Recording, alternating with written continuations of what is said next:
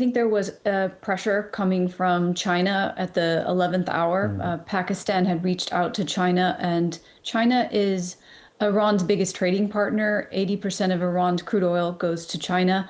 And so through some intermediaries as well, Egypt was involved to some extent, and Turkey, there was increasing pressure on Iran to accept this deal. I mean, Iran has definitely demonstrated that they are able to withstand a lot, that they weren't going to buckle anytime soon. It was really going to be Trump that had a lot more to lose than Iran did.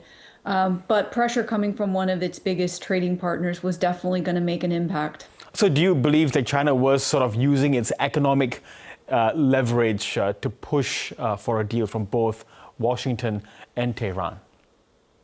I mean, possibly. I mean, China's interest in the Middle East grew after the U.S. embarked on this tariff war with China. And so the Chinese started to trade quite a bit with the Middle East, and they have a lot of interest in the Middle East, and therefore have an interest in maintaining some kind of global stability, because that's so important for their exports, for their economy. So for Xi Jinping, it was vital that this conflict comes to some sort of pause. So there was probably increasing pressure on Iran to do so. I think otherwise Iran was willing to just keep going because they had nothing to lose. And if they were to be pushed out, there's a huge amount of people that are part of the Iranian regime that have a vested interest because it has been so lucrative for them, particularly Iran's Revolutionary Guards. And typically, when we're talking about regime change, it really the security institutions, the security forces that are critical to this.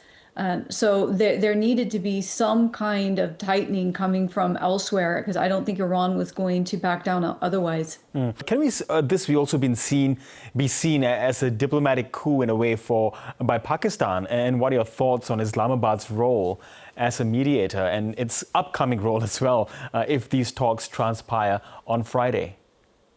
So Pakistan has definitely emerged as an important mediator in this conflict. It has been traditionally an ally of the United States, so the relationship has had ups and downs, and it obviously has a relationship with Iran as well. We see Pakistan working with countries like Turkey and Egypt, and also Saudi Arabia, emerging sort of as like a quartet in the Middle East, or the greater Middle East, trying to exert their influence at the expense of countries like Iran and Israel.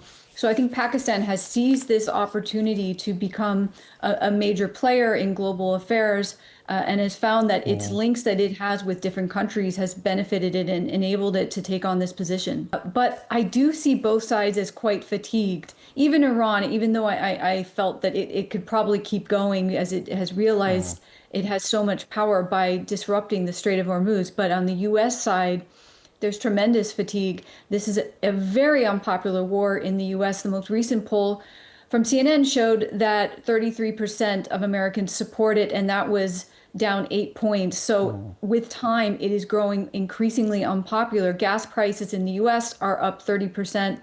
And there are issues with cost of living on top of that. There are already inflationary pressures elsewhere. So there was probably pressure coming from Republicans who are seeing the midterms in November, and how is this going to help them with so much lack of popularity for the war, and if it just kept going, it was only going to get worse.